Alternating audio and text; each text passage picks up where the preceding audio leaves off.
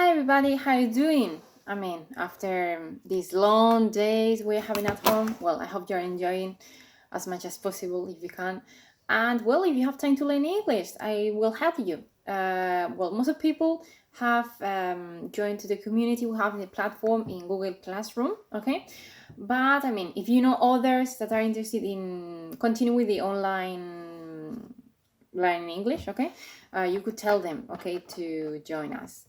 So we're going to start today with unit 7.3. Okay, that as I'm going to put you in the platform consists on two important things: the ellipses and the prefixes.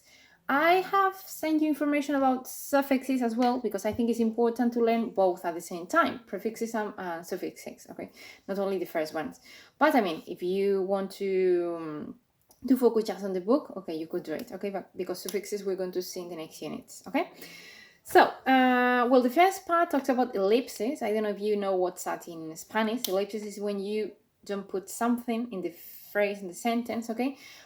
Because it's understood, okay? For example, you don't put the verb, instead of that you put a comma, or instead of saying something you don't say it because it's supposed, okay? So here in the chart, in the green chart, the definition says that ellipsis is when one or more words are left out or phrase or sentence because the writer assumes that they aren't necessary for understanding. This is important because when you're assuming, maybe you don't realize that the others don't assume that, okay?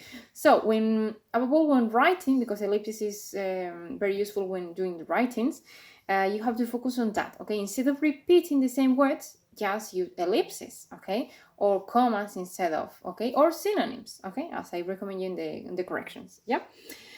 So you could do the ellipsis in nouns or in verbs, both of them, okay? You put in nouns, we often don't repeat a noun, okay? We put maybe sometimes a pronoun, or maybe we don't put anything, okay?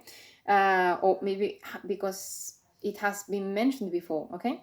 And if you put the ellipsis with a verb, you don't repeat the verb form, okay? You could use just the auxiliary, okay? Or none of them, right?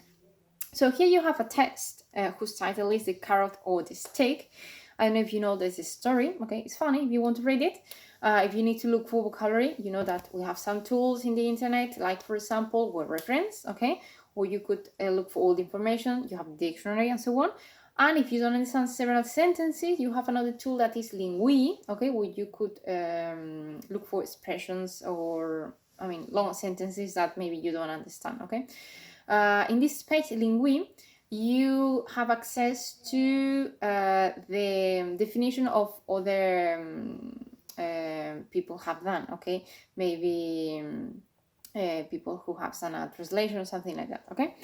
Anyway, if I think it's not very difficult, this test, okay? But you have to focus on the ellipses, okay? You have here several sentences that you can check if you're right in the file I sent you with answers, unit 7.3, okay? And to finish with this unit, the prefixes, I have sent you two things. Video, it's quite funny. I mean, the music is a bit... well, it's going to be in your head, I'm sure. So you have just a video with prefixes, suffixes, and the definitions of them, okay? And finally, I have sent you a web that I think is quite useful because you have plenty of information about prefixes, suffixes, the meanings of the exercises, okay, apart from the ones you have in the book, okay? But here you have in the little chart just several examples, like self, like selfie, for example. It comes from the English word, okay? This word selfie, by the way, won a prize as the word of the year, okay? Several years ago. I think it was in 2014 or something like that. Well, so self means something done or tried by yourself, okay? Like self-assistance, self-confidence. I mean, in this unit you have exercises about that.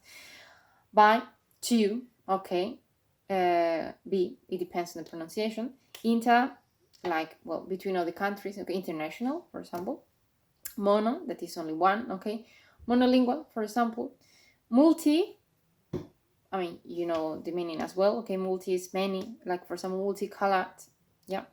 Semi, like the milk, that is semi, okay? In English we wouldn't say that. but semi is half or partly. Okay, for example, semicircle. Okay, semi is just the half of something. But if you want to improve that, I think it's quite useful. You have that. All the way preparing that in the exams of Cambridge, in the first exam, advanced exam, there's a part in years of English that consists of putting prefixes or suffixes to change the words. Okay, so you have plenty of exercises of first and advanced where you could practice that. Okay, changing the words into adjectives or verbs or nouns, whatever. Okay. So finally, you have here some examples, exercises, and also recommend you by the platform exercise you could do in the workbook. Okay, you know that the answers of the workbook will have at the end. Okay, and well, anything by now. So see you next week. Tomorrow I think. As I have written in the platform, we're going to try to do 3 units a week. Okay, then when we cover the classes, we're going to explain. Yeah, because I think some people can't access to the internet or don't have time because of the children and so on. But for those who have time, you could continue with that. If you have answer questions or suggestions, recommendations, you can write to me. Okay, keep in touch. Bye bye.